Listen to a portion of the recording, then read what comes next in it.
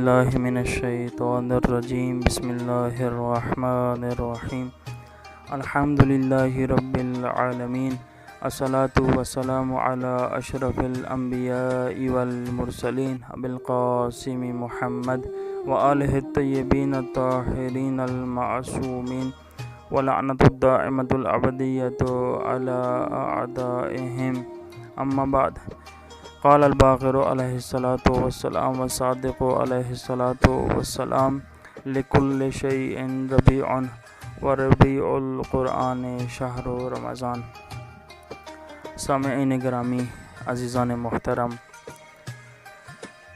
حضرت امام جعفر صادق علیہ السلام اور امام باقر علیہ السلام سے یہ حدیث موجود ہے کہ ہر شے کی ایک ربیع ہوتی ہے، بہار ہوتی ہے، اور قرآن کی بہار ماہ مبارک رمضان ہے۔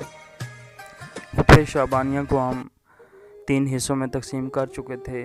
پہلا حصہ ہم نے بیان کیا اور ابھی ہم دوسرے حصے کو بیان کر رہے ہیں۔ دوسرے حصے میں اعمال ہیں کہ ماہ مبارک رمضان میں کون سے اعمال ہیں جن کو انجام دینا ہے۔ ان میں سے پہلا ہے تلاوت قرآن کریم۔ جیسا کہ ہم نے پچھلے درس میں یہ ذکر کیا تھا کہ قرآن مجید کی ایک آیت کی تلاوت پورے قرآن مجید کی تلاوت کرنے کے برابر ہے۔ اب اگر کوئی شخص سورہ کوثر کی تلاوت کرتا ہے تو اس نے 3 بار قرآن مجید کو ختم کیا، تمام کیا، کامل کیا۔ ابھی کوئی شخص سورہ الحمد کو اگر 1 دفعہ پڑھتا ہے تو اس نے 7 دفعہ قرآن مجید کی مکمل کامل تلاوت کر دی۔ اسی طرح دیگر چیزوں کو جیسے جیسے ان کی آیات قرآن مجید کی جس سورہ کی زیادہ ہوتی جائیں گی، ایسے ایسے اس کا ختم قرآن کا ثواب بھی بڑھتا چلا جائے گا۔ پھر قرآن مجید کو دیکھ کر پڑھنے کی بہت زیادہ تاکید اور ثواب اجر کیا گیا، یعنی 1 دفعہ قرآن مجید کی زیارت کا ثواب ہوگا اور 1 قرآن مجید کی تلاوت کا ثواب ہوگا۔ اور پھر معصوم نے ارشاد فرمایا کہ جب قرآن مجید کی تلاوت کرو تو ایک تو دیکھ کے کرو اور دوسرا بلند آواز سے قرآن مجید کی تلاوت کرو تاکہ تمہاری سماعت تک تمہاری اپنی تلاوت کی آواز پہنچتی رہے۔ آخر کیوں ایسا کیوں ہے کہ معصوم نے یہ کیوں ارشاد فرمایا کہ تم قرآن مجید کی بلند آواز سے تلاوت کرو تاکہ تمہاری سماعت تک، تمہارے کانوں تک تمہاری آواز تلاوت کی پہنچتی رہے، اور پھر دیکھ کے قرآن مجید کی تلاوت کرو؟ اس کی آخر وجہ کیا ہے؟ اس کی حتیٰ کہ اگر قرآن مجید کا حافظ بھی موجود ہے تو اس کے لیے بھی یہی ہے کہ قرآن مجید کو حفظ کرنے کے باوجود اگرچہ وہ زبانی قرآن مجید کو پڑھ سکتا ہے، لیکن قرآن مجید کو حفظ کرنے کے باوجود بھی معصوم نے ارشاد فرمایا کہ تم دیکھ کے بلند آواز سے قرآن مجید کی تلاوت کرو۔ ایسا کیوں ہے؟ اس کی حکمت یہ ہے کہ جو شخص دیکھ کے قرآن مجید کی تلاوت کرے گا، ایک تو اللہ رب العزت اس کی آنکھوں کی بینائی کو مضبوط کر دے گا، کبھی اس کی آنکھیں خراب نہیں ہوں گی، کبھی اس کو ڈاکٹر کے پاس جانے کی ضرورت نہیں ہوگی۔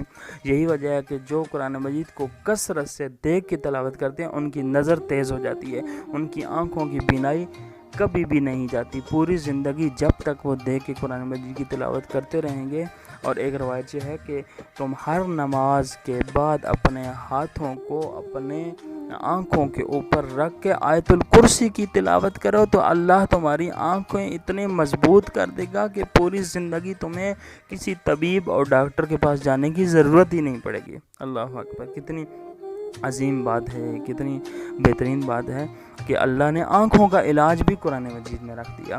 اور پھر کانوں تک تمہاری آواز پہنچے، اللہ تمہاری آنکھوں کے بھی گناہ معاف کر دے گا جب تم دیکھ کے پڑھو گے۔ جب تمہاری سماعت تک تمہاری آواز پہنچے گی تو اللہ تعالیٰ تمہارے کانوں کے گناہ بخش دے گا۔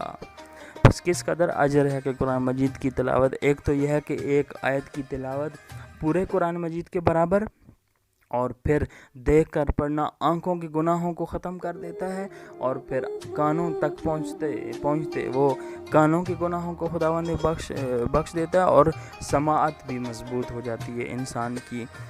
یہ چیزیں ایسی ہیں کہ جو قرآن مجید کی تلاوت کے فوائد میں سے ہیں۔